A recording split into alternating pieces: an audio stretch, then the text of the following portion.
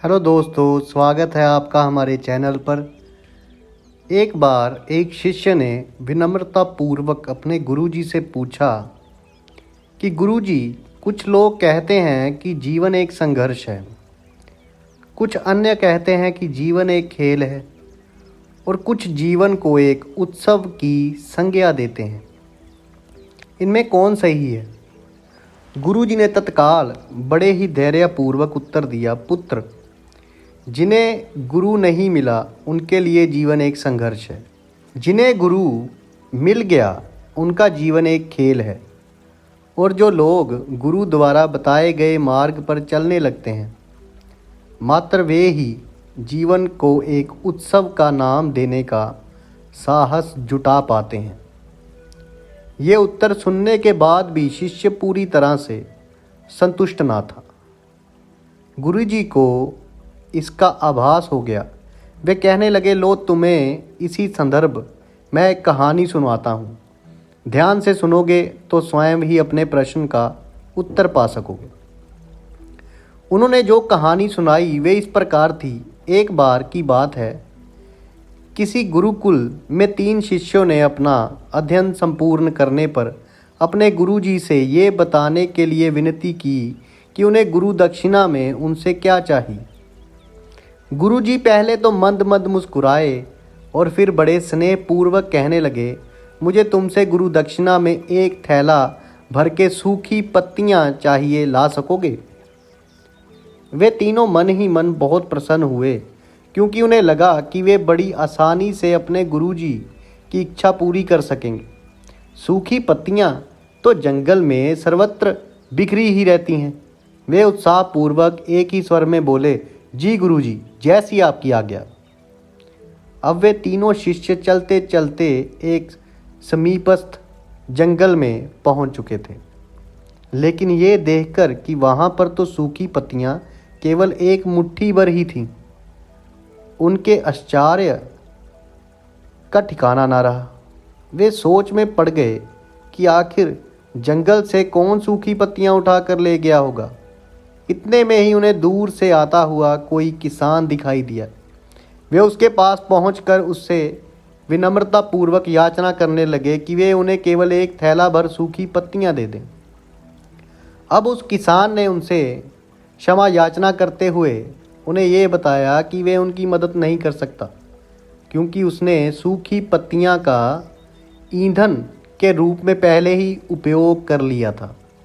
अब वे तीनों पास में ही बसे एक गांव की ओर इस आशा में बढ़ने लगे थे कि हो सकता है वहां उस गांव में उनकी कोई सहायता कर सके।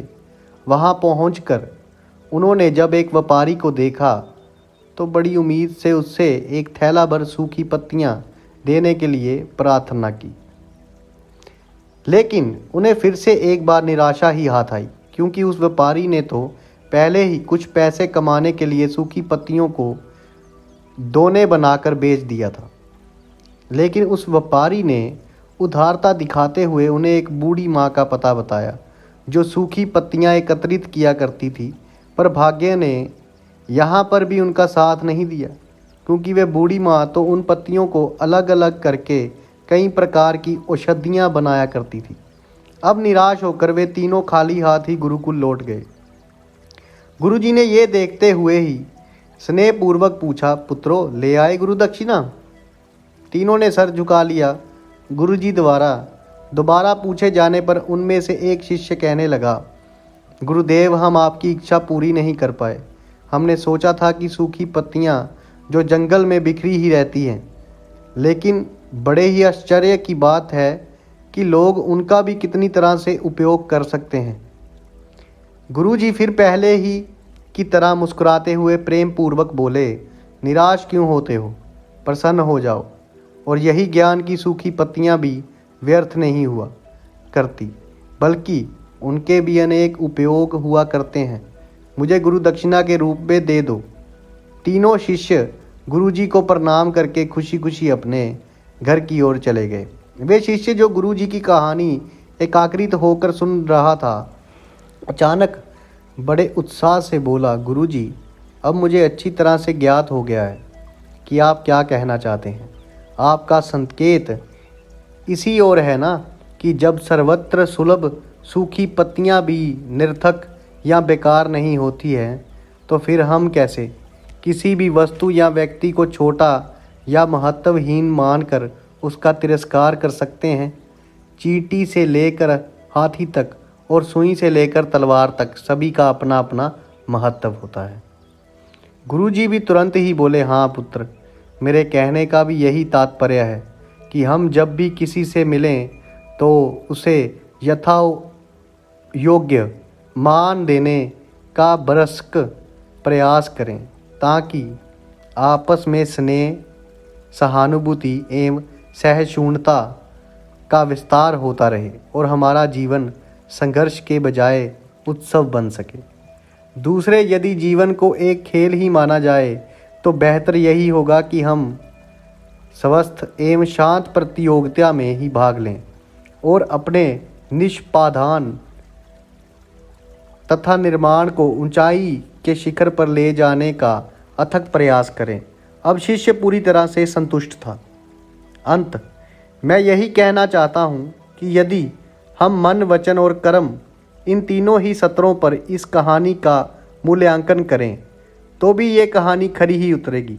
सबके प्रति पूर्वग्रह से मुक्त मन वाला व्यक्ति अपने वचनों से कभी भी किसी को आहत करने का दुस्साहस नहीं करता और उसकी यही ऊर्जा उसके पुरुषार्थ के मार्ग की समस्त बाधाओं को हर लेती हैं। वस्तुत हमारे जीवन का सबसे बड़ा उत्सव पुरुषार्थ ही होता है, ऐसे विद्वानों का मत है। जब भी हम किसी से मिले उसको आदरपूर्वक मिले। वो नहीं हमें बुला रहा तो मत बुलाओ, लेकिन जब भी किसी को बुलाओ तो बिल्कुल आदरपूर्वक बुलाओ, चाहे वो कितना भी छोटे से छोटा हो और बड़े से बड़ा हो। तो अगर आपको हमारी कहानी अच्छी लगती है तो हमें सब्सक्राइब कीजिए, शेयर कीजिए, लाइक कीजिए और कमेंट कीजिए।